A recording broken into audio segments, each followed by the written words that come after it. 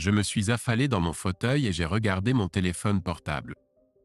Il était un peu après 9 heures du soir, et j'étais épuisé. Les jumeaux étaient déjà couchés. J'avais récupéré les enfants de 6 ans à l'école à 4 heures de l'après-midi. Cela signifiait que je devais quitter le travail presque 1 heure et demie plus tôt. Dès qu'ils étaient dans la voiture, je rentrais chez moi, préparais rapidement quelque chose à dîner, jouais pendant 1 heure, puis luttais pendant 1 autre heure pour les mettre au lit. J'étais complètement frustré. Je me suis levé et me suis dirigé péniblement vers la chambre, où j'ai jeté mes vêtements de façon désordonnée en chemin vers le lit. Allongé sur le dessus de lit en caleçon, je me suis endormi facilement. Lorsque le réveil a sonné à 6 heures du matin, je me suis retourné sur le dos en grognant. Quelques minutes plus tard, j'étais dans la salle de bain sous une douche chaude pour me remettre. Pour gagner du temps, je me suis rasé sous la douche, suis sorti et me suis rapidement habillé pour le travail. La prochaine tâche était de préparer les jumeaux pour l'école. Tous deux sont en première année à l'école élémentaire locale. Après leur avoir donné une tarte aux cerises et un jus, j'ai abordé le problème du petit déjeuner. Après m'être préparé une tasse de café avec une machine à café Keurig, j'ai donné un petit coup de fouet à mon corps avec de la caféine. Heureusement, notre école locale propose un programme du matin pour les parents qui doivent être au travail à peu près en même temps que la plupart des enfants arrivent à l'école. J'ai déposé les jumeaux, et l'une des aides m'a fait signe alors qu'elle les conduisait dans l'école pour un deuxième petit déjeuner avant qu'ils ne soient envoyés dans leur classe habituelle.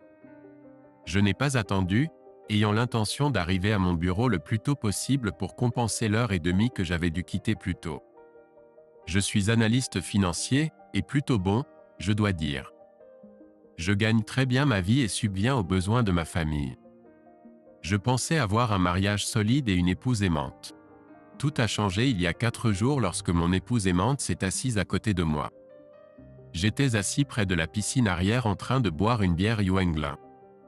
Elle prit place la plus proche de moi, posa son verre de vin blanc et commença à parler. « Chérie, nous avons une vie et un mariage merveilleux. Je t'aime de tout mon être. Je ne veux rien entre nous.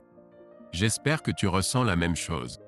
Je gagne ma vie en capturant des informations nuancées et en tirant des conclusions sur la valeur et les risques impliqués dans des transactions qui pourraient concerner des millions d'autres personnes. Je suis doué pour cela. Après 11 ans avec ma femme, dont nous avons été mari et femme pendant 7 ans, des signaux d'alarme ont commencé à apparaître partout quand je l'ai écouté. Tu as un travail et une carrière formidables. Tu gagnes plus d'argent que ce dont nous avons besoin pour mener un style de vie fantastique. J'ai pris le risque d'ajouter un commentaire. Chérie, tu as aussi une superbe carrière. Tu ne gagnes peut-être pas autant que moi, mais ton travail de conseillère dans un refuge pour femmes battues est probablement plus important que le mien. En plus, tu as touché plus de vie que moi.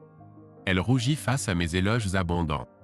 Pourtant, il me manque quelque chose, et je veux comprendre pourquoi il y a ce vide dans ma vie. Oh là là! Maintenant, les signaux d'alarme se dressaient comme si un vent d'ouragan soufflait. Je regardais son visage et vis qu'elle attendait avec impatience une réponse. Il semblait n'y avoir ni ruse ni culpabilité dans ses yeux. Alors, tu veux une thérapie? Ça ne devrait pas poser de problème. Non, non, laisse-moi m'expliquer. Tu connais Tom et Ruth? J'ai acquiescé. Tom et Ruth habitaient 4 ou 5 maisons plus loin de chez nous. Je ne les connaissais pas très bien. Je savais que Tom était une sorte de promoteur immobilier et que Ruth possédait une boutique de vêtements pour femmes. Autant que je sache, ils n'avaient pas d'enfants. Tom et Ruth ont un voilier qu'ils gardent dans les îles Vierges. D'après les photos que j'ai vues, c'est un voilier très beau.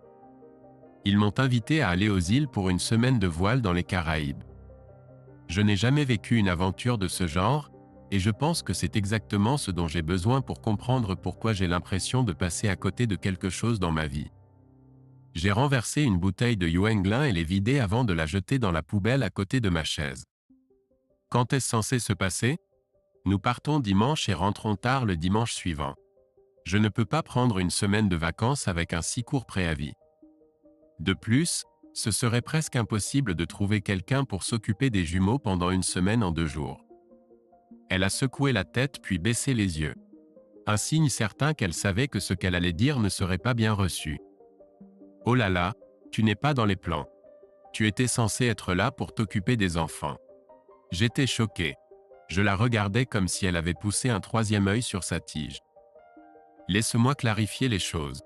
Tu t'apprêtes à partir pour une semaine sur un voilier dans les Caraïbes avec 2 quasi-inconnus, me laissant ici pour m'occuper des enfants et travailler, le tout sans m'en parler au préalable? Je te parle maintenant, 2 jours avant ton départ prévu. Le problème, c'est que tu sembles avoir déjà pris une décision sans aucune discussion.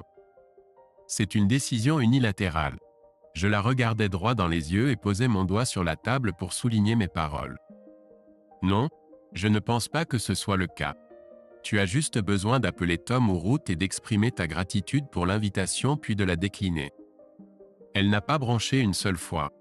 Ses yeux se sont durcis et j'ai vu une expression complètement différente. Une détermination presque sombre est apparue sur son visage. Désolé, mais c'est ce que je dois faire pour moi-même.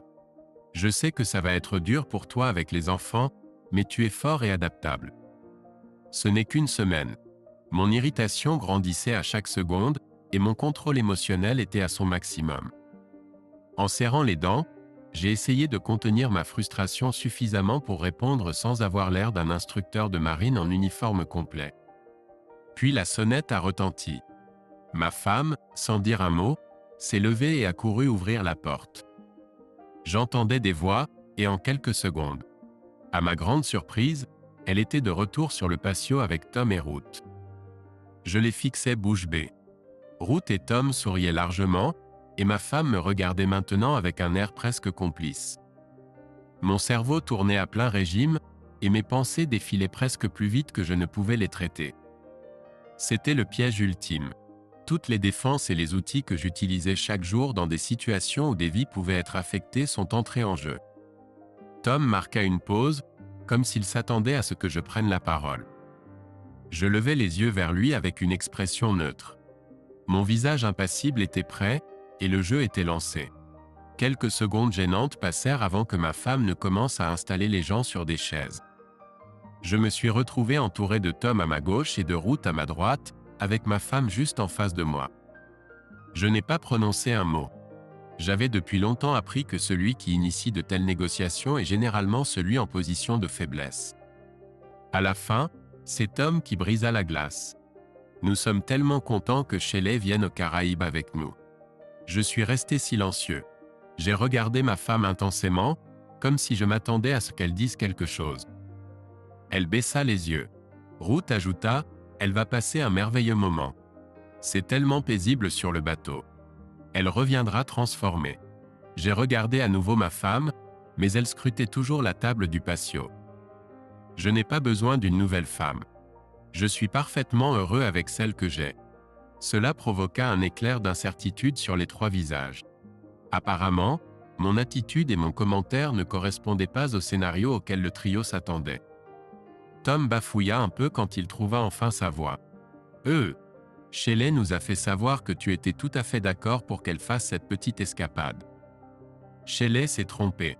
Je suis totalement contre qu'elle parte en toute hâte pour les Caraïbes avec des gens que nous connaissons à peine, laissant les enfants et le mari se débrouiller seuls. Tom jeta un regard nerveux à Ruth. Ruth reprit la conversation. Nous ne nous connaissons presque pas. Shelley et moi avons nos matinées café régulières. J'ai regardé Shelley. Elle fixait toujours la tâche sur le comptoir. Je croyais que tu travaillais au refuge tous les jours. La voix de Shelley était calme et douce. Il y a quelques semaines, j'ai décidé de réduire mes heures. Je travaille l'après-midi pendant 3 heures par jour. Les choses se mettaient de plus en plus en place dans mon esprit. Une autre décision unilatérale à laquelle je n'ai pas participé. Intéressant. Y a-t-il autre chose que tu aimerais me dire? Elle secoua la tête. Prenant cela comme une tentative de détourner la conversation d'elle, Ruth continua de manière enjouée et arrogante. Shelley et moi sommes devenus très proches. Nous avons beaucoup d'intérêts communs. Nous allons faire beaucoup de bronzage, de natation et de shopping dans les îles. J'ai regardé Tom. Et toi, que vas-tu faire? Comme d'habitude. M'occuper du bateau, veiller à ce que nous allions d'ici à là-bas et m'amuser et me détendre avec les filles. J'ai acquiescé. Désolé pour le changement de sujet, Tom. Mais que fais-tu dans la vie? Je suis promoteur immobilier indépendant. Tu travailles pour une société immobilière, une banque, un courtier ou quelque chose du genre? Non, je suis indépendant. Je conclus des accords avec des propriétaires terriens, des financiers et des entreprises de construction pour faire avancer les projets dans la bonne direction. Ensuite, j'aide à développer des locataires pour les propriétés et gère les actifs une fois qu'ils sont construits. As-tu un bureau? Je travaille depuis chez moi. J'ai acquiescé. Les choses commençaient à se mettre en place. Permettez-moi de résumer et vous trois me direz si j'ai bien compris la situation. De larges sourires apparurent soudain sur les visages des trois d'entre nous. Shelly, au cours des 3 dernières semaines, tu as modifié ton emploi du temps pour passer du temps avec Ruth et Tom chez eux. Où es-tu également venu chez nous? Les sourires se sont rapidement estompés. J'ai attendu que Shelly parle. Je ne pensais vraiment pas que cela te dérangerait. Mon revenu n'a pas beaucoup d'importance dans l'ensemble des choses. Ce n'est pas une question de revenu. Le point est que tu as pris une décision importante dans nos vies sans me prévenir. Quoi qu'il en soit, laisse-moi continuer. J'ai regardé les trois et j'ai vu des regards de consternation et de confusion. De toute évidence, les choses ne se passaient pas comme prévu. Compte tenu de votre nouvelle amitié avec Tom et Ruth, vous avez été invités à partir une semaine aux Caraïbes à leurs frais. Oh, je dois payer mon billet d'avion. J'ai laissé ça en suspens sans commentaire. Et vous trois avez l'intention de passer les vacances à nager, bronzer, faire du shopping et vous amuser. Nous étions tous les trois bouche bée en même temps. Tom a été le premier à reprendre ses esprits et a répondu « non, rien de tel. » Personne n'a mentionné le sexe. Plus précisément, non. Mais laissez-moi vous dire ce que mon instinct d'araignée me dit. Ma femme a changé son emploi du temps. J'ai des soupçons selon lesquels cela a été modifié pour qu'elle puisse passer plus de temps chez vous. Vous travaillez de chez vous. Cela en fait un trio régulier. Au cours du dernier mois, ma femme a eu un changement soudain dans nos habitudes à la maison. J'ai remarqué qu'elle s'habille différemment le matin, mais je me demande maintenant la raison. En urgence, elle m'a informé qu'elle partait une semaine avec des gens avec qui nous n'avons pas de relation profonde, en tout cas pas moi. Comprenez-vous pourquoi je suis un peu suspicieux qu'il se passe plus de choses ici que ce que vos visages souriants laissent entendre? Les regards échangés entre eux m'ont parlé. Je devrais essayer de les entraîner dans une partie de poker. Je pourrais peut-être marquer des points. Tom a essayé de sauver leur plan. Bill, tu dépasses les limites. Il ne se passe rien entre nous. Shelley a dit à Ruth qu'elle se sentait un peu vide, comme si elle manquait de quelque chose dans sa vie, et nous avons pensé qu'un voyage dans les îles pourrait l'aider à sortir de cet état. Tom, tu devras m'excuser, mais tout cela ressemble à un plan pour emmener Shelley dans un endroit où tu pourrais l'aider à surmonter son affliction. J'ai rapidement changé de sujet. Shelley, je vais être franc. Tu sais que je suis fermement opposé à ce que tu voyages avec ces gens. Que tu ailles à l'encontre de mes objections est ta décision. Sache simplement que chaque décision a des conséquences, et bien souvent il est impossible de prédire ce qu'elles seront. C'est le risque que tu prends et le défi auquel tu fais face. J'ai repoussé ma chaise et me suis levé. Puisque Shelley vous a invités tous les deux ici sans mon implication, je ne pense pas avoir de raison de rester plus longtemps. Elle peut inviter ses amis dans cette maison quand elle le souhaite. Je suis fatigué et je vais me coucher. Je suis parti sans dire bonne nuit ni au revoir. En haut, j'ai changé de vêtements, éteint la lumière, puis je me suis glissé dans le lit. Je me suis allongé sur le côté, dos au lit de Shelley. Je n'ai eu aucun mal à m'endormir cette nuit-là. Je n'ai aucune idée de combien de temps Tom et Ruth ont parlé à Shelley. Je ne me suis pas réveillé quand elle est venue se coucher. En général, je m'endors un peu plus tard les samedis.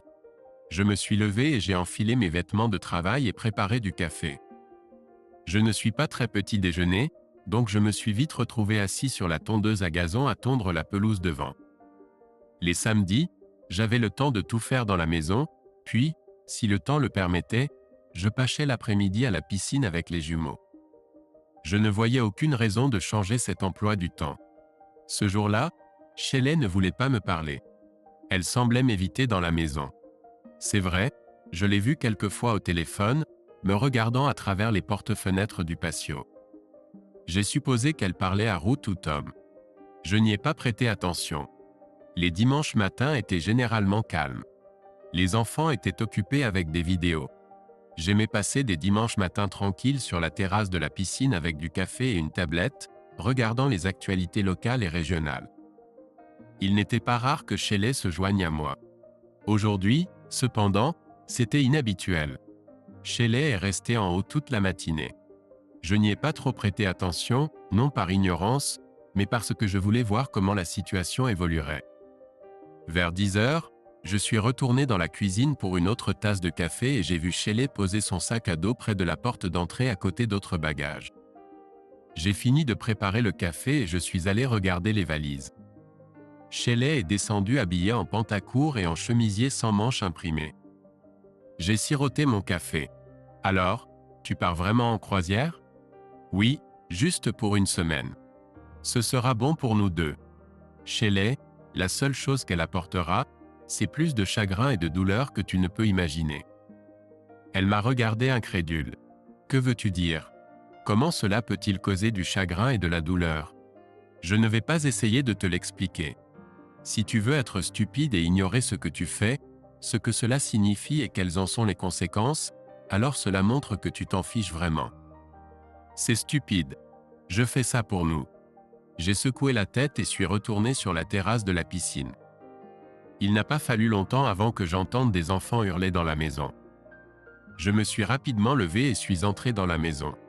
Les jumeaux se tenaient à la porte, pleurant bruyamment et s'accrochant désespérément aux jambes de leur mère. « Ne pars pas, maman. Nous ne voulons pas que tu partes. Tu dois rester ici et prendre soin de nous. Qui va nous conduire à l'école et préparer le dîner ?» Shelley m'a regardé comme si elle attendait que je dise ou fasse quelque chose. J'ai siroté mon café et je l'ai laissé gérer la situation qu'elle avait créée. Elle s'est agenouillée et a commencé à leur parler doucement. « C'est bon, mes petits. Maman a juste besoin d'être seule. Papa sera là et il prendra bien soin de toi. Je reviendrai dans quelques jours et je t'apporterai des surprises spéciales. » Elle s'est levée, a rassemblé ses sacs et a réussi à faire descendre les deux enfants de 6 ans de ses genoux. J'ai vu Tom et Ruth dans leur BMW SUV qui attendait. Tom avait le toit ouvrant ouvert. Ruth souriait et agitait la main. Les jumeaux pleuraient toujours leur maman quand la BMW s'est éloignée. J'ai rassemblé les enfants et leur ai promis le petit déjeuner. Je n'avais pas l'intention de cuisiner, mais les pancakes au chocolat chez Ziop étaient toujours mon repas préféré. Après le petit déjeuner, nous avons passé la matinée au parc où j'ai rencontré quelques autres mamans assises à une table de pique-nique sous un arbre ombragé pendant que leurs enfants jouaient. Elles étaient sympathiques et bientôt je faisais partie de la conversation. Une des femmes m'a demandé si j'étais un papa célibataire et j'ai répondu avec désinvolture que ça faisait une semaine que j'en étais un. Cela a suscité d'innombrables questions sur la situation, mais j'ai fait de mon mieux pour les éviter, en faisant passer l'absence de ma femme pour un voyage en famille. Le déjeuner a été suivi d'une visite chez Golden Arch, qui était une autre aire de jeu. Ce n'était pas le régime le plus nutritif, mais cela m'a sorti de la cuisine, de la maison et de la compagnie des adultes. J'ai trouvé 3 autres papas traitant leurs enfants à déjeuner et à des jeux. Ils étaient tous des pères célibataires qui avaient été ordonnés par la cour à avoir des visites de week-end avec leurs enfants. Ma conscience m'a empêché de poser trop de questions. Après le déjeuner et une longue négociation, qui avec des enfants de 6 ans est une entreprise intéressante, ils ont négocié comme des pros chevronnés et je pourrais jurer qu'ils pouvaient communiquer entre eux sans mots. Je me suis retrouvé à promettre une sortie au centre commercial et au magasin de jouets. Je suis sorti sans faire de shopping et je suis rentré à la maison à temps pour préparer le dîner, avoir un peu de temps calme et mettre les jumeaux au lit juste après 21 heures. Un jour a failli être un désastre. J'ai trop dormi, alors j'ai dû rapidement préparer les jumeaux pour l'école. L'enseignante m'a rencontré à la porte, demandant s'il y avait un problème. Je lui ai dit que la maman des enfants était absente et que je m'occupais d'eux seul. Elle a secoué la tête et m'a parlé du programme de déjeuner à l'école. Je n'ai pas eu le temps de m'inscrire car j'étais déjà en retard pour le travail. J'ai parlé à mon patron et je lui ai expliqué un peu la situation. Il était un peu agacé, mais m'a permis d'ajuster mon horaire de travail pour répondre aux besoins des jumeaux pour la semaine. J'ai arrangé pour venir tôt pour compenser le temps que je devais partir l'après-midi. Cela m'a presque ramené à ce moment du début de cette histoire. Alors que je me trouvais allongé dans mon lit cette nuit-là, épuisé, j'étais sûr que rien de bon n'allait découler de cela à moins que je ne fasse quelque chose de proactif pour gérer la situation. Alors que je restais là, fixant l'obscurité, une pensée inattendue m'est venue. J'ai lutté avec ce problème pendant plusieurs heures et j'en suis finalement venu à une conclusion dramatique. Ayant pris ma décision, je me suis rapidement endormi. Le lendemain matin était un peu plus facile. Les enfants étaient réactifs et ont réussi à s'habiller seuls. Ils n'étaient pas l'incarnation de la mode, et je ne suis pas sûr que leurs chaussettes étaient assorties, mais ils étaient debout et prêts à partir. Sachant qu'ils prendraient leur petit déjeuner à l'école, je les ai déposés et fait un peu de paperasse avec la secrétaire de l'école, puis je me suis dirigé vers mon bureau. Ma première étape a été le bureau de mon patron. Il avait l'air préoccupé quand je suis entré avec une tasse de café et un sourire aux lèvres. « Soit tu as mangé le canari, soit ta femme est rentrée. » « Qu'est-ce que c'est ? » ?»« Ni l'un ni l'autre, mais j'ai une demande. »« D'accord. Je t'écoute. J'ai presque 3 mois de congé bancaire et de temps personnel. »« Oui ? Je veux prendre 10 jours. »« À partir de demain. »« Quoi ? C'est un préavis court. » J'ai haussé les épaules. Je savais qu'il ne pouvait pas refuser. Il n'était peut-être pas content, mais j'avais du temps libre et je pouvais l'utiliser comme bon me semblait. Bien. Je m'occuperai de la paperasse. Serait-ce trop demander ce que tu vas faire ? Est-ce que j'emmène les enfants en vacances ? Tu rejoindras ta femme. Je ne suis pas sûr. Cela reste à voir. Au moment où je quittais le bureau pour aller chercher les enfants à l'école, j'avais déjà fait toutes les préparations nécessaires pour mettre mon plan en action. De l'école, les enfants et moi nous sommes dirigés vers Walmart pour faire un peu de shopping. Lorsque nous sommes sortis quelques heures plus tard, mon portefeuille était beaucoup plus léger et la banquette arrière du Suburban était pleine. Nous nous sommes arrêtés, avons acheté une pizza à emporter et avons pique-niqué devant la télévision, ce qui semblait être une idée originale pour les enfants. Leur mère aurait été horrifiée à l'idée que son tapis et son revêtement soient tachés de sauce tomate. Je n'avais pas de telle inquiétude. J'ai eu une conversation avec les enfants pendant que nous mangions et regardions La Reine des Neiges sur Disney Channel. L'essentiel de la conversation était qu'ils ne se rendraient pas à l'école pendant au moins les 5 prochains jours, voire plus, ce qui expliquait les cris et les rires. Je leur ai ensuite dit que demain nous partons en voyage. Nous partirons avant le déjeuner, survolerons l'océan en avion, puis nous installerons dans un merveilleux hôtel en bord de mer, criant et riant à nouveau. Quand ils ont finalement cédé et sont allés se coucher, j'ai dû faire les bagages et nous préparer à partir. Il était presque 1h du matin. Tous les bagages étaient prêts à la porte. J'étais sûr d'avoir pensé à tout. Et sinon, il y a probablement un Walmart dans les îles Vierges. Un Uber s'est arrêté devant chez nous à 9h du matin et avec l'aide du bébé, nous avons chargé nos valises dans le minivan, sommes montés et avons roulé jusqu'à l'aéroport. Pendant que le chauffeur Uber nous conduisait vers le terminal, j'ai appelé l'école des enfants pour les informer que je les récupérais de l'école pendant au moins 5 jours. Je savais que voyager à la dernière minute avec des enfants pouvait être un défi, mais nous étions déterminés à partir à l'aventure. Nous avons embarqué dans l'avion sans problème et atterri aux îles Vierges 6 heures plus tard. Une navette nous a accueillis à l'aéroport et nous a conduits au complexe hôtelier en bord de mer. Il n'y avait rien d'autre à faire que de déposer nos valises dans notre chambre, enfiler nos maillots de bain et aller à la plage. Les enfants étaient au paradis et j'étais là avec eux, tenant un cocktail métaille dans une main. Nous avons passé 2 jours au complexe. Nous avons appris qu'il n'y avait pas seulement une plage, mais aussi un immense parc aquatique avec une rivière tranquille, des toboggans, des aires de jeux d'eau et une piscine à vagues. Le bar était également tenu par de jeunes filles de l'île qui étaient plus qu'heureuses de m'offrir des boissons de mon choix. La vie s'améliorait certainement. Pendant que les enfants bronzaient, j'étais au téléphone. Je n'allais pas passer tout mon temps à me prélasser au bord de la piscine ou sur la plage. J'ai enfin trouvé ce que je cherchais, et la deuxième phase de l'aventure était en cours. Le soir, j'ai expliqué aux enfants que nous quitterions le complexe le lendemain. Ils avaient des visages allongés et mécontents. Je leur ai alors dit que nous monterions à bord d'un bateau et naviguerions autour des îles. Tôt le lendemain matin, nous avons fait nos bagages et pris un Uber jusqu'à la marina locale.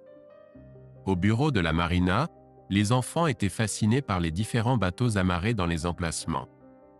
J'ai trouvé l'homme que je cherchais. Jeff Turner pouvait avoir entre 55 et 75 ans. Il avait de longs cheveux gris rassemblés en une queue de cheval, une barbe grise, des yeux verts étincelants qui semblaient toujours sourire, et un petit ventre dépassant de la ceinture de son maillot de bain. J'ai appris que Jeff ne portait presque jamais autre chose que des maillots de bain et les chemises hawaïennes les plus criardes imaginables. Il allait principalement pieds nus sauf s'il devait marcher sur un asphalte terriblement chaud. Il était tellement bronzé qu'il ressemblait davantage à un habitant du coin. « Tu dois être Bill. Je suis le capitaine Jeff. » « Et qui sont ces deux petits copains ?» J'ai présenté les jumeaux et ils sont restés là, les yeux grands ouverts, fixant Jeff. Je ne pense pas qu'ils savaient comment le prendre. Montons à bord et rangeons vos affaires. Ensuite, je passerai en revue certaines règles sur mon bateau. Il nous a conduits le long d'un des quais jusqu'à un sloop de 65 pieds qui semblait, immobile, déjà filé à toute vitesse. Il a aidé les jumeaux à monter à bord et je lui ai remis les sacs. Il a fallu quelques minutes pour nous installer dans nos sièges. Chacun des jumeaux avait une petite cabine avec des lits jumeaux, un bureau et un hublot. J'ai eu une cabine légèrement plus grande avec un lit double et une baignoire. Le capitaine Jeff faisait des commentaires constants, surtout sur la meilleure façon de ranger nos affaires et sur la routine quotidienne sur le bateau. Les enfants écoutaient attentivement et je priais pour leur attitude. Quand tout fut prêt, nous sommes retournés à la cabine et avons trouvé des places assises. Voici mes règles sur mon bateau. Pas de commérage, pas de dispute. Tout le monde travaille. Si je vous dis de faire quelque chose, cela doit se faire immédiatement. Si vous ne comprenez pas, demandez. Nous étions là pour nous amuser, mais vous êtes également censé apprendre. Papa, notre journée normale consistera à passer la matinée à faire des tâches sur le pont. Une fois terminé, nous pourrons faire de la plongée avec tuba, nager, pêcher ou débarquer. Si l'endroit nous plaît, nous pouvons y passer la nuit. Sinon, à la tombée de la nuit, nous lèverons l'ancre et mettrons le cap sur notre prochaine destination. Parfois, nous arrivons à l'endroit avant l'aube. Parfois, c'est plus tard dans la journée. Mais je m'attends à ce que tout le monde apprenne à naviguer. Papa, tu m'aideras à surveiller. Vous deux, vous recevrez une éducation en matelotage et quand vous rentrerez chez vous, vous serez de jeunes capitaines. J'aime déjà ce type. Certains des autres propriétaires de charter à qui j'avais parlé n'auraient même pas envisagé de prendre 2 enfants de 6 ans sur leur bateau. Le capitaine Jeff semblait sauter sur l'occasion. Ernivet, maintenant sortons le bateau de cette marina et mettons le cap sur l'océan. Ton père ne me paye pas pour rester sur ce quai. Nous partons en mer, crie-t-il avec excitation. J'ai regardé Jeff manœuvrer habilement le grand bateau hors du port. Il n'a utilisé le moteur que pour nous sortir du parking. En entrant dans le chenal, il a commencé à donner des ordres. Bill, vois la ligne bleue en bas du mât. Attrape-la et détache-la de ce foc. Puis amène-la au guindeau et fais 3 tours dans le sens des aiguilles d'une montre autour du guindeau. Quand je te le dirai, accroche-toi à la queue de la ligne de pêche et tourne le treuil comme un fou. En m'approchant du mât et en relâchant la ligne de pêche, j'ai regardé par-dessus et j'ai vu Jeff avec Ethan devant moi, debout sur la glacière et tenant le gouvernail. Annabelle regardait fascinée pendant que Jeff aidait Ethan à diriger le bateau. J'ai entendu Jeff m'appeler. « Hisse la grand voile !» Comme ordonné, j'ai saisi la queue du câble et j'ai tiré sur le treuil. En regardant devant, j'ai vu la grand voile sortir du gouvernail et monter lentement le long du mât. J'ai sauté, entendant un claquement et une ondulation lorsque le vent a rempli la voile. La masse de tissu blanc s'est déployée en un énorme nuage qui s'étirait sur le côté du bateau. J'ai senti le bateau filer en avant jusqu'à ce que le treuil s'arrête. Détache cette ligne et enroule-la soigneusement à la base du mât. J'ai obéi à ses ordres et je suis retourné dans la cabine ouverte. Annabelle se tenait debout sur le réfrigérateur, les mains sur le volant en chrome et bois, les yeux grands ouverts et la bouche ouverte. « Papa, Je dirige le bateau. Nous avons navigué pendant près de 3 heures. Jeff m'a laissé à la barre, ce que j'ai trouvé intéressant car je n'avais aucune idée d'où nous étions, dans quelle direction naviguer, ni quelle pouvait être notre destination. Ses instructions étaient simples. Garde un œil sur le bateau. Si quelque chose change, appelle-moi. J'ai appris plus tard que le bateau disposait d'un système de contrôle entièrement automatique qui rendait presque inutile de diriger le bateau dans des circonstances normales. Il est apparu de l'intérieur du bateau avec un grand plateau de snacks froids, de fromage, de fruits et de pain. Les enfants étaient enthousiastes et j'ai trouvé les friandises rafraîchissantes. Enfin, nous avons approché une petite île et jeté l'ancre dans une crique abritée. L'eau était calme et à 50 mètres devant nous, nous pouvions voir une belle plage. En regardant en bas, j'ai pensé pouvoir toucher le fond. Tellement c'était clair. Zut, je pouvais voir un homard se promener sur les rochers. Nous passerons la nuit ici. Demain, nous pourrons nager, faire de la plongée et explorer l'île. Cela donnera à tout le monde l'occasion de s'habituer à la vie à bord. Je suis vraiment surpris que personne d'entre vous n'ait eu le mal de mer. J'ai haussé les épaules. Je n'y suis pas sujet, et les enfants sont très robustes. Jeff a acquiescé. Il restait quelques tâches à faire, puis nous pourrions penser au dîner. Mon menu et mon planning prévoient des spaghettis à la sauce bolognaise. Est-ce acceptable? Les enfants aiment les spaghettis, et j'aime que ce soit simple. Si ça ne me mange pas d'abord, je peux généralement tout manger. Jeff a souri. Après quelques tâches de base, qui comprenaient le nettoyage des salles de bain et la mise en ordre des cabines, le capitaine Jeff a impliqué les jumeaux dans la préparation des spaghettis. Je me suis assis sur le banc à la table à manger et je les regardais. Il semblait être dans son élément. Les enfants l'aidaient avec les spaghettis et la sauce à la viande, préparaient du pain à l'ail et sortaient les préparations de salade du réfrigérateur. Ethan, qui était connu pour ne pas aimer manger des légumes verts, a refusé la salade. Jeff a commencé à parler de Popeye le marin et de la façon dont il mangeait des épinards pour devenir fort et vaincre les méchants comme Brutus. Puis il a promis à Ethan de lui montrer des dessins animés de Popeye avant le coucher. Les enfants ont mangé avec enthousiasme, tout comme moi. J'observais Jeff. Il prêtait plus d'attention aux enfants qu'à moi. Ethan, fronçant légèrement le nez, a quand même mangé environ la moitié de sa salade. Après avoir rangé la cuisine, j'ai envoyé les enfants au lit. Ils n'étaient pas ravis, mais ils étaient aussi fatigués. Cela avait été une longue journée. Quand je suis retourné au salon, Jeff était assis dans un fauteuil à la table de navigation.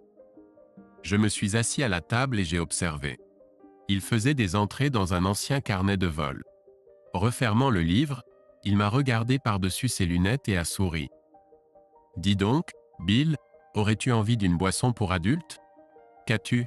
3 ou 4 bières, un bar bien garni, des boissons sans alcool, des jus de fruits et une cave à vin plutôt bien fournie. C'est un yacht assez bien équipé. C'est un MacGregor 65. Il est conçu pour voyager partout dans le monde. Pendant des années, il a détenu le record de la traversée de l'Atlantique la plus rapide par un navire de sa catégorie. J'ai réfléchi un instant. Je prendrai une bière. Bon choix. Je le pensais aussi. Il s'est dirigé vers le réfrigérateur et m'a tendu une corse bien fraîche avec un long col. J'ai décapsulé la bouteille et nous avons trinqué. Cette bière avait le goût du nectar des dieux. Je suis sûr que c'était grâce au bateau, à la mer et à la compagnie. Au cours des 3 heures suivantes, Jeff et moi avons appris à nous connaître. J'ai appris qu'il était un pompier à la retraite du Texas. Peu de temps avant sa retraite, sa femme a demandé le divorce. Elle a pris la moitié de tout ce qu'il possédait, y compris la moitié de sa pension. Il a examiné ses options, a rapidement encaissé sa pension et s'est dirigé vers les îles. Il n'a jamais regardé en arrière. Il a travaillé au port de Plaisance pendant quelques années, puis ce bateau a été mis en vente. Il est resté sans surveillance au port de Plaisance pendant quelques années, les propriétaires l'ont abandonné et le port de Plaisance l'a vendu à Jeff, en remboursant les frais d'amarrage. Cela a presque épuisé ce qu'il restait de sa pension. Jeff a réparé le bateau lui-même. 8 ans plus tard, il possédait 4 autres petits bateaux et un quart de la marina. Il faisait des charters personnalisés et maintenait la marina en bon état. Il a écouté mon histoire et a compati avec moi. Tu vas demander le divorce ici quand tu rentreras? Je ne suis pas sûr. Tu sais comment fonctionnent les lois sur le divorce. Je vais me faire plumer. Elle aura la moitié de tout, la maison jusqu'à ce que les enfants soient majeurs, une pension alimentaire, une pension pour les enfants, et je pourrai voir les enfants quelques fois par mois et quelques fois pendant les vacances. Pour moi, ce n'est pas une solution acceptable. Jeff a acquiescé en comprenant. J'ai continué mes questions. Pourquoi as-tu accepté de prendre les enfants? Je sais que la plupart des autres capitaines de charter n'auraient pas accepté. Jeff a soupiré et a siroté sa bière. Ma femme a obtenu la garde des enfants. Quand je suis parti vivre sur les îles, elle ne m'a pas laissé les emmener ici même pour les vacances. J'ai perdu le contact avec mes enfants, et maintenant ils ont des enfants, et je n'ai jamais vu mes petits-enfants. Pouvoir voir des enfants comme les tiens comble un vide dans mon cœur. Je pouvais voir la douleur et l'angoisse sur son visage lorsqu'il parlait de sa famille. Cela m'a été transmis alors que j'avais une peur panique que la même chose m'arrive. Puis il m'a surpris avec une autre question inattendue. Où est ta femme en vacances? Étonnamment, elle est quelque part dans les îles Vierges. Elle est partie avec ses amis pour une semaine, quelques jours avant que je décide de venir ici avec les enfants. Elle est partie sans prévenir. 2 jours avant de monter dans l'avion, elle m'a dit qu'elle partait. Elle n'a pas demandé, elle m'a dit.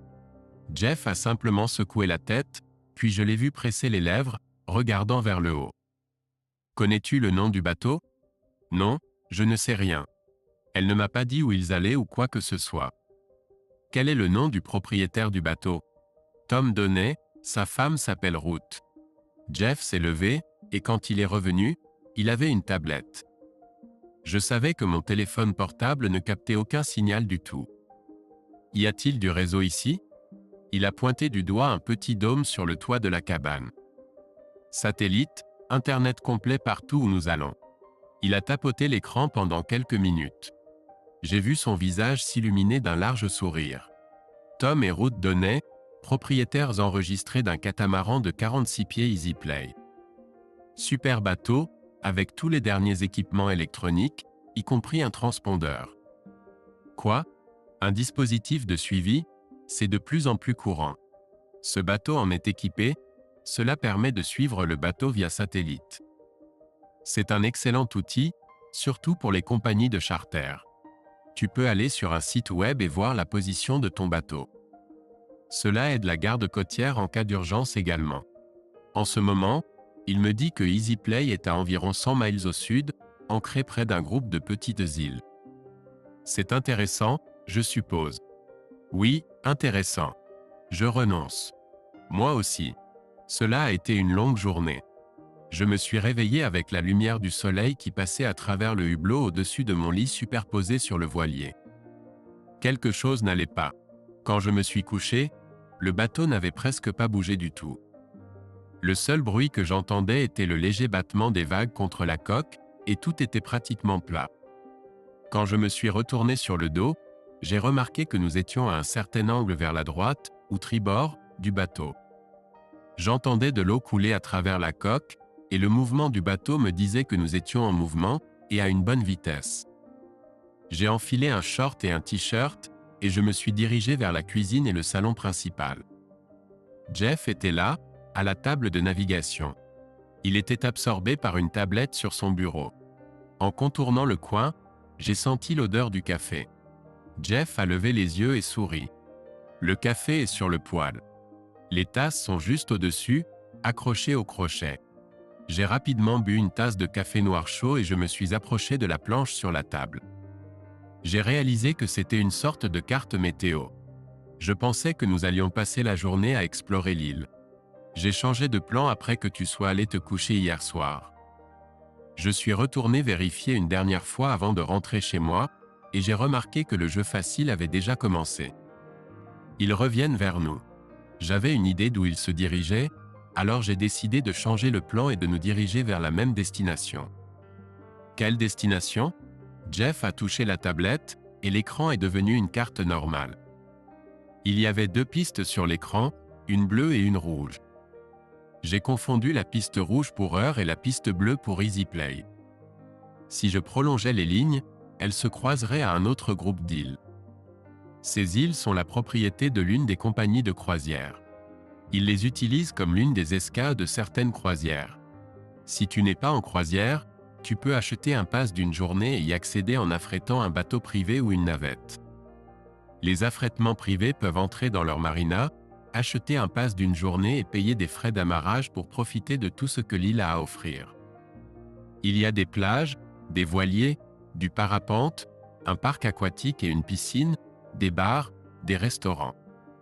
C'est un immense terrain de jeu. L'une des îles est réservée aux adultes. Je pense que tu peux imaginer les installations offertes là-bas. Je soupçonne que tes amis se dirigent là-bas. Alors pourquoi y allons-nous? Eh bien, pour une centaine de dollars, tu peux acheter un laissez-passer d'une journée pour toi et ta famille pour la partie régulière de l'île. Tu peux faire des choses que je n'ai pas l'occasion de faire, comme du parapente ou de la plongée sous-marine. Ça a l'air amusant et les enfants adoreraient. Je pensais qu'on aurait l'occasion de voir EasyPlay. Je ne suis pas sûr de vouloir les voir. Pourquoi le ferais-je? Jeff sourit, un éclat malicieux dans les yeux. Tu as dépensé beaucoup d'argent pour que ce voyage se réalise à la dernière minute. Tu aurais pu obtenir un petit avantage et une satisfaction personnelle si tu vois ce que je veux dire. J'y ai réfléchi. Ce serait intéressant de naviguer sur ce catamaran pour que tout le monde sache que nous ne sommes pas assis à la maison à penser à ce qu'ils font. Comment penses-tu que les enfants se sentiraient en voyant leur mère comme ça? L'île familiale dispose d'un espace de garde d'enfants où tu peux les inscrire et ils seront occupés le reste de la journée avec toutes sortes d'activités amusantes. C'est conçu pour donner aux parents lors d'une des croisières familiales un peu de temps seul. J'ai pensé un moment à naviguer lentement aux côtés d'EasyPlay, debout sur le bastingage du navire de 65 pieds et en disant au revoir à ma femme infidèle et à ses amis. Un peu de vengeance aurait pu me remonter le moral. Jeff, tu es un personnage rusé et astucieux et j'aime ta façon de penser. Combien de temps avant d'arriver? Encore quelques heures. Je pense qu'un peu plus tard nous organiserons un mouillage par radio, nous jetterons l'ancre et nous sécuriserons. Tu peux obtenir un laissez-passer de quelques jours pour toi et tes enfants. Je ferai le travail de détective. Peut-être que je pourrai trouver EasyPlay sans trop de difficultés. Ensuite, nous procéderons comme prévu. J'ai hoché la tête et pour la première fois depuis longtemps, mon visage s'est fendu d'un large sourire. Les enfants ne seront probablement pas réveillés avant 1 heure environ. Raconte-moi plus sur ce bateau et ton entreprise. C'est intriguant. Nous avons passé la prochaine heure et demie assis et Jeff m'a parlé du MacGregor 65, de son histoire, de la compagnie qu'il a construite et de sa propre expérience en tant que capitaine de charte. J'ai appris beaucoup de nouvelles choses. Il avait principalement navigué dans les Caraïbes, mais avait traversé l'Atlantique quelques fois. Un de ses rêves était de faire le tour du monde et de visiter tous les ports exotiques dont il avait lu toute sa vie. La principale chose qui le retenait était le manque d'équipage et d'un partenaire. Il ne voulait pas partir seul. Il m'a demandé des détails sur ma vie et je lui ai brièvement parlé de la situation dans laquelle j'étais ce jour-là. Il a demandé ce que l'avenir lui réservait. Jeff, je ne sais vraiment pas. Si tu m'avais demandé il y a 2 semaines, je t'aurais dit que je travaillerais jusqu'à ce que les enfants aillent à l'université. Ensuite, je prendrais ma retraite et Shelley et moi ferions beaucoup de choses dont la plupart des couples mariés rêvent. Voyager et explorer. Et tes enfants? Quand mon plan atteindra la retraite, ils seront à l'université et adultes. Nous serions des parents d'enfants partis avec du temps libre et des ressources financières pour réaliser nos rêves. Intéressant, mais que faire maintenant compte tenu de la situation actuelle? Je ne sais pas. Le divorce ruinerait mes projets financiers et mes objectifs de vie. Je ne suis pas sûr de ce que je veux faire. J'espérais que ce voyage m'aiderait à y voir plus clair. À ce moment-là, 2 visages souriants sont apparus dans la cabine. Les jumeaux ont couru dans le couloir, excités par ce que la journée leur réservait. Ethan les regarda soudainement sérieusement. « J'ai faim. »« Tu as toujours faim. » Il sourit, mais Jeff changea de sujet. « Il y aura le petit déjeuner, des œufs brouillés, des saucisses et du pain grillé. Qui veut du jus? Nous avons passé la matinée à naviguer. » J'apprends toutes sortes de termes nautiques. J'avais peur que les enfants s'ennuient, mais j'avais tort. Jeff les a empêchés de s'ennuyer en les laissant diriger le bateau et hisser les voiles. En fait, le système de navigation automatique s'occupait de la plupart des choses sans attirer l'attention sur lui-même. Lorsque les dauphins se sont joints à nous pour une balade sur la vague de proue, les enfants ont pu s'allonger sur le pont avant et les regarder. Peu avant midi, les îles sont apparues à l'horizon. En approchant de l'entrée du port, Jeff a pris le contrôle du bateau. Il s'est approché des quais à pleine vitesse. Il savait déjà à quelle bouée nous amarrerions. J'étais à l'avant du bateau avec un bâton d'amarrage et une ligne d'amarrage attachée. C'était un ingénieux dispositif qui me permettait d'atteindre l'anneau d'amarrage sur la bouée et d'accrocher le crochet dans l'anneau. Jeff s'est approché de la bouée avec confiance, et lorsque la proue du bateau s'est approchée, j'ai tendu le bâton et essayé d'accrocher l'anneau de la bouée. J'ai raté. À la deuxième tentative, j'ai réussi et j'ai entendu des acclamations derrière moi alors que Jeff entraînait les jumeaux à célébrer ma première prise. J'ai rangé le pont avant, enroulé l'excédent de ligne d'amarrage et remis le bâton dans le coffre à voile avant. L'insistance de Jeff sur la propreté et l'ordre sur le bateau m'avaient été transmises. En redescendant sur le pont, j'ai remarqué que Jeff abaissait l'annexe gonflable à l'arrière du bateau. Les jumeaux regardaient cela. En m'approchant, Jeff a souri. Je nage habituellement simplement jusqu'au rivage, mais avec les enfants, il est probablement préférable de prendre la dérive centrale. Je dois passer par le bureau du maître de port et tout mettre en place. Tu dois te rendre au bureau sur l'île et faire traiter tes laissez-passer. Pendant que je suis à terre, je me renseignerai sur les jeux faciles. J'ai acquiescé, attendant que Jeff monte dans le bateau pneumatique. J'ai aidé chacun des enfants à descendre, puis j'ai moi-même grimpé à bord. Le moteur s'est mis en marche et nous avons filé vers le quai. Jeff se dirigeait vers le bureau du port de Plaisance et moi je me dirigeais vers le bureau de l'île à quelques mètres de là. Les enfants étaient excités. Ils ont joué au volley-ball sur la plage et pendant que nous nous promenions, un bateau remorquant 2 personnes suspendues à un parachute ascensionnel est passé. Il m'a fallu environ 45 minutes pour tout organiser. J'ai dû présenter nos passeports, mais Jeff m'avait prévenu à ce sujet, alors je les ai mis dans une pochette étanche à ma ceinture. Le temps principal passé à l'enregistrement a été consacré à explorer toutes les options et activités. Certaines activités avaient des coûts supplémentaires, comme le parachute ascensionnel et la plongée en apnée. J'ai décidé de ne pas y participer pour le moment, mais j'ai inscrit les enfants aux activités diurnes supervisées. Cela me libérerait du temps pour les adultes. Après avoir obtenu nos laissez-passer, nous sommes retournés au port de Plaisance. J'ai vu Jeff assis à une table avec un parasol. Il y avait une boisson sur la table, un clipboard devant lui et un tas de boîtes et de sacs sur le banc. En nous approchant, il a levé les yeux et souri. « Tout est prêt ? » ?»« Oui.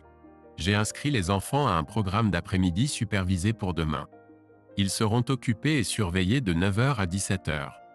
J'ai également appris que le même centre propose un service de garde le soir si j'en ai besoin.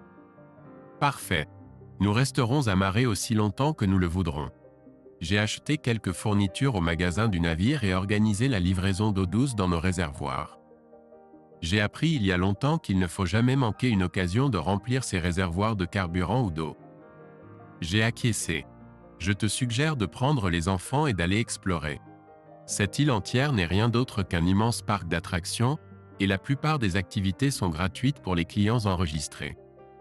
Prends ton temps. Amuse-toi. Je serai sur le bateau car j'ai besoin de m'occuper de quelques réparations, puis je ferai ce que je fais de mieux. Être assis sur mon séant et lire. Quand tu seras prêt à retourner au bateau, passe au bureau du port de Plaisance et une annexe t'y emmènera. J'ai regardé les enfants, qui me regardaient déjà les yeux grands ouverts et pleins d'anticipation. Alors, commençons cette aventure. Jeff, on se voit ce soir ou cette nuit. Peux-tu apporter quelque chose pour toi? Non, ça va. Jeff a pris son équipement, j'ai pris les mains des enfants, et nous sommes tous partis pour commencer le reste de notre journée. C'était en fin de soirée lorsque nous sommes finalement arrivés au canot pneumatique au port de Plaisance. Jeff était allongé sur les coussins dans le cockpit en train de lire son calepin et s'est levé lorsque nous nous sommes approchés. « Permission d'embarquer, capitaine ?» « Bien sûr. » J'ai dû soulever les 2 enfants endormis pour les passer à Jeff. Ethan et Annabelle se sont endormis dès qu'ils se sont installés dans l'annexe. Après les avoir hissés à bord, j'ai basculé le bateau et grimpé sur le pont du plus grand navire. Jeff tenait Annabelle dans ses bras, et Ethan était recroquevillé sur un coussin dans le cockpit. « Ça te dérange de porter Annabelle jusqu'à sa cabine pendant que je m'occupe d'Ethan ?» Pas du tout.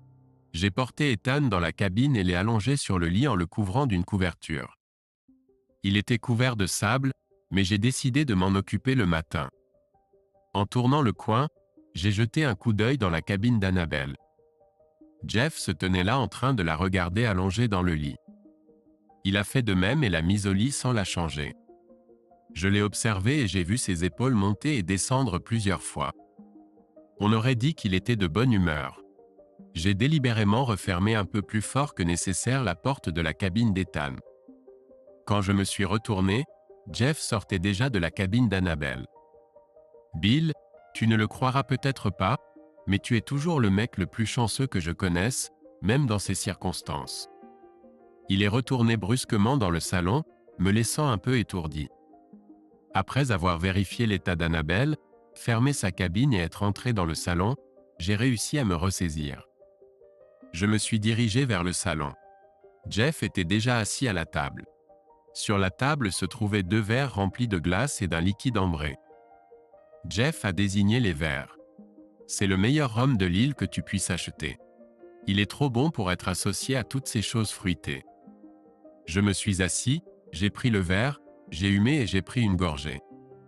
Je ne suis pas un buveur de rhum, mais je devais admettre que ce que je goûtais était quelque chose d'unique et de merveilleux. Je l'ai regardé avec surprise.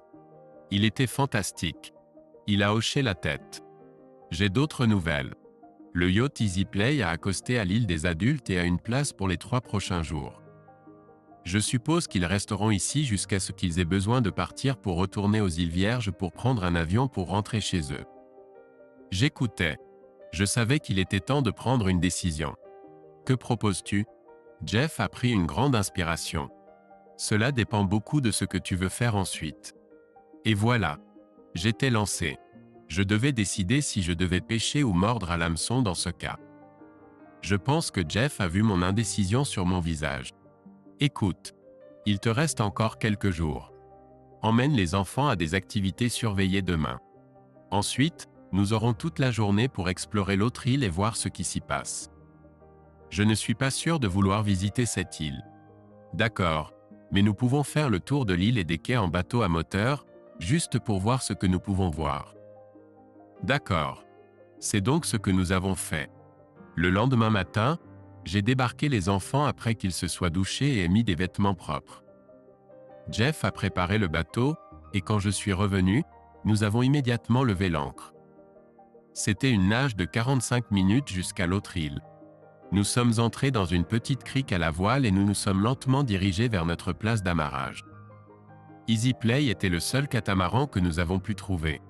Je ne sais pas à quoi je m'attendais, mais ce que j'ai trouvé n'était certainement pas sur ma liste. Alors que nous entrions dans le port, j'avais des jumelles puissantes.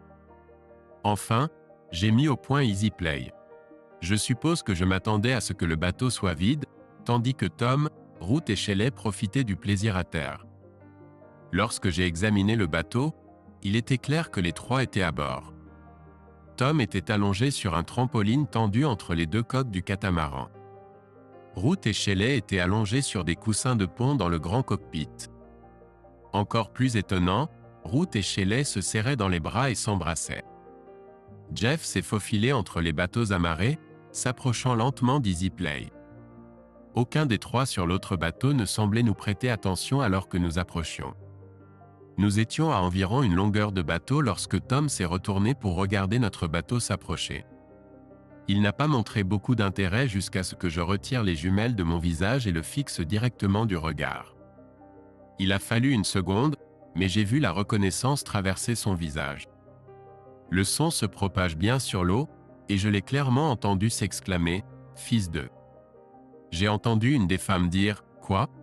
Je me suis rapproché de la rambarde de notre bateau pendant que Jeff dirigeait l'embarcation longue et élancée à quelques mètres du catamaran.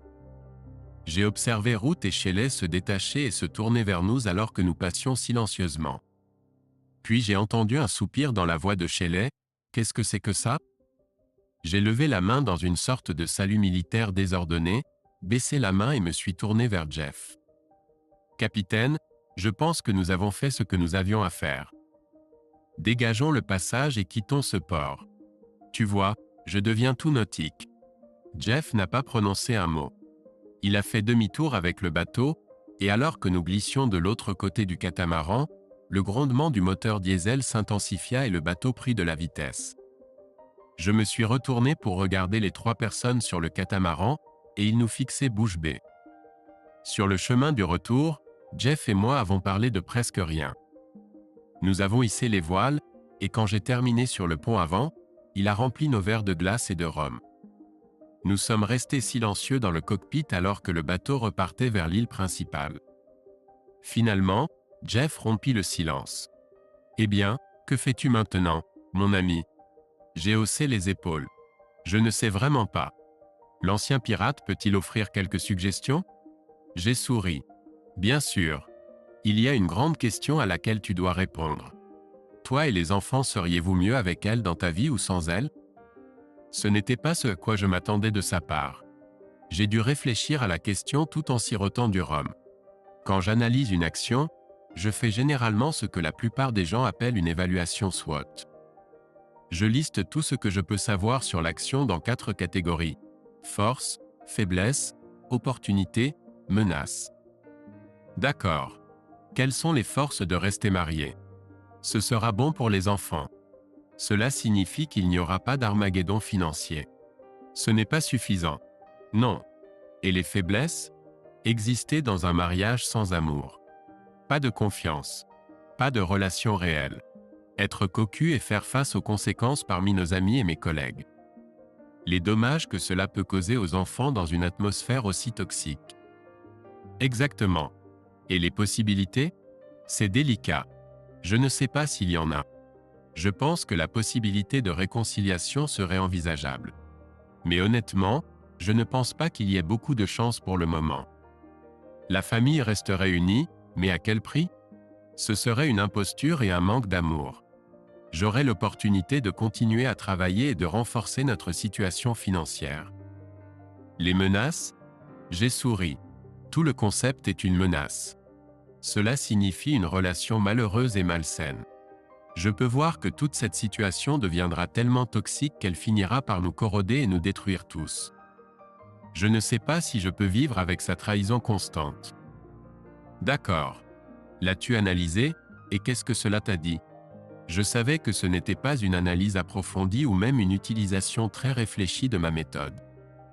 Mais ce que cela m'a montré, c'est qu'il n'y avait aucun moyen que je puisse revenir vivre avec Shelley. Cela me détruirait émotionnellement. J'avais l'impression que cela finirait par nuire à mes enfants pour la vie. Le divorce nous ruinerait financièrement tous les deux, et la possibilité d'une lutte contentieuse et prolongée serait difficile pour les enfants également. J'étais dans une impasse. C'est ce que j'ai dit à Jeff.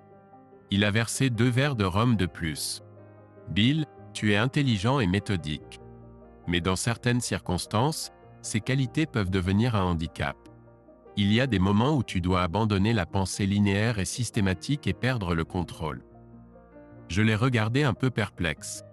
Le rhum avait fait son effet sur moi, et mes processus de pensée n'étaient pas aussi précis et rapides que d'habitude. Il a ri. À l'époque, on appelait ça la pensée originale. Certains disaient que c'était le chemin non pris. Tu sais, aller là où aucun homme n'a jamais mis les pieds. Les Chinois disent que parfois, il vaut mieux faire ce que ton ennemi s'attend le moins. J'ai écouté cela. J'étais conscient de mon front froncé et de mes yeux plissés. C'était loin de mes actions habituelles, mais à travers le brouillard de rhum et d'émotions, j'ai trouvé beaucoup de sagesse dans les paroles de Jeff. Nous approchions du quai, et Jeff prit la barre, pendant que j'avançais pour faire le nœud. Je l'ai réussi du premier coup, malgré le rhum, et alors que le bateau tournait pour s'accrocher à la bouée, poussé par le vent, Je me suis accroché à la corne de brume et j'ai regardé l'océan. Le vent a légèrement changé de direction, et la musique qui était diffusée sur la plage pour les touristes est arrivée par-dessus l'eau. J'ai entendu une chanson de Jimmy Buffett, et ses paroles se sont soudainement cristallisées dans mon esprit. Et j'ai trouvé mon chez-moi. Oui, j'ai trouvé chez moi. Et tu peux avoir tout ce que j'ai. Parce que j'ai trouvé mon chez-moi. J'ai pivoté sur mes talons et littéralement sauté sur le plancher de la cabine. Jeff leva les yeux, surpris. Je n'ai pas attendu, mais j'ai saisi une bouteille de rhum et rempli les 2 verres. Une fois assis, j'ai commencé à parler de manière concentrée. Jeff, ce bateau est-il assez grand pour faire le tour du monde? Bien sûr. Quelques personnes l'ont fait sur un 65 pieds. Pourquoi? Faisons-le. Quoi? Faisons le tour du monde et réalisons tout ce dont tu as rêvé. Tu es fou. Tu as trop pris de soleil, ou trop bu de rhum, ou les deux. Oui, peut-être, mais écoute juste. J'ai commencé à expliquer le plan complètement non conventionnel qui m'a traversé l'esprit. Je ne vais pas retourner et essayer de coexister avec Shelley. J'ai vu de mes propres yeux ce qu'elle est. Je ne veux pas que mes enfants soient exposés à ce style de vie. Essayer de coexister sera un mélange toxique qui finira par nous faire du mal à tous. Oui, nous en avons parlé. Je ne vais pas divorcer et lui donner la moitié de ce que j'ai accumulé. Je ne paierai pas de pension alimentaire pour que tu puisses initier mes enfants à ton mode de vie impie et les corrompre définitivement. Ça n'arrivera tout simplement pas. Oui, mais quel autre recours as-tu? Un peu inhabituel. Un plan qu'elle ne peut même pas imaginer. Jeff m'a regardé, pencha la tête. Vraiment? À quel point est-il difficile de trouver un bateau au milieu de l'océan si le transpondeur n'est pas activé? Presque impossible. Combien de ports existent où un bateau peut entrer et sortir pour se ravitailler? Christ, des milliers au moins. Et si tu recevais une offre pour faire le tour du monde pendant au moins 11 ans? Ses yeux se sont écarquillés. C'est un sacré contrat. Que proposes-tu? As-tu quelque chose qui te relie aux îles Vierges? 3 bateaux, un quart de part dans la marina et une petite maison de plage. Combien valent les bateaux? Probablement 60 000 chacun. Est-ce que tu dois vraiment travailler à la marina? Non, je traîne juste là-bas en faisant divers travaux pour passer le temps entre les charters. Et si tu vendais les 3 autres bateaux à une autre compagnie de location, laisser tes associés gérer la marina comme avant, et louer ton bungalow en tant que location de vacances? Ça te libérerait, te procurerait un peu de trésorerie et te donnerait l'opportunité de réaliser un rêve. Je l'ai vu hésiter. Il baissa les yeux sur son rhum et les fixa pendant plusieurs minutes. Un tel voyage tel que tu le penses serait coûteux. Comment pourras-tu te le permettre? Si tu disparais juste avec les enfants, ta femme sera furieuse. Toutes les agences qu'elle peut trouver essayeront de te débusquer, et tu peux parier qu'elle obtiendra du tribunal le gel de tous tes avoirs. Dans 1 an, elle pourra te poursuivre en justice et tout obtenir. Et s'il n'y a rien à obtenir? Je ne comprends pas. Ma valeur nette est presque d'1 million de dollars. Si cet argent était caché quelque part où personne d'autre que moi ne pourrait le trouver ou y accéder, jusqu'où penses-tu que cela nous mènerait? Jésus. Avec une telle somme d'argent, nous pourrions naviguer pendant des années. Et je peux travailler de presque n'importe où si j'ai une connexion Internet fiable. Tu as un système satellite à bord. Est-il fiable? Bien sûr que oui. Ce cher système coûteux ferait mieux de fonctionner. Et tes enfants? Les emmènerais-tu juste loin de ta femme comme ça? Elle les a détachés de sa jambe et leur a tourné le dos le matin où elle est partie. Pendant tout ce temps, elle n'a pas essayé de les appeler ou de leur écrire? Tu n'as pas remarqué qu'ils demandaient d'elle? Je ne pense pas qu'en dehors des conséquences légales, j'aurais des doutes. Il y a des implications légales. Tu sais que tu vas devenir un fugitif. Alors la police internationale des océans va me chercher? Non, mais si tu veux débarquer quelque part, tu cours le risque d'être découvert, arrêté et expulsé. Mon intuition me dit que c'est une situation très improbable. À moins que nous passions un temps démesuré dans un port, fassions quelque chose de stupide pour attirer l'attention, et tentions de voyager en avion, je ne pense pas qu'il y ait beaucoup de chance. C'est un risque que je suis prêt à prendre. Combien de temps te faudra-t-il pour mettre tout cela en place? Je pense une semaine ou deux. Je pourrais faire la plupart des choses à distance. Comment te sens-tu à l'idée de prendre une équipage hétéroclite, un possible criminel, et de partir vers des terres inconnues pour de grandes aventures? Jeff finit le reste de son rhum, claqua le gobelet en plastique sur la table et se leva. Hisse la grand voile, matelot. Il est temps de commencer cette aventure de pirate.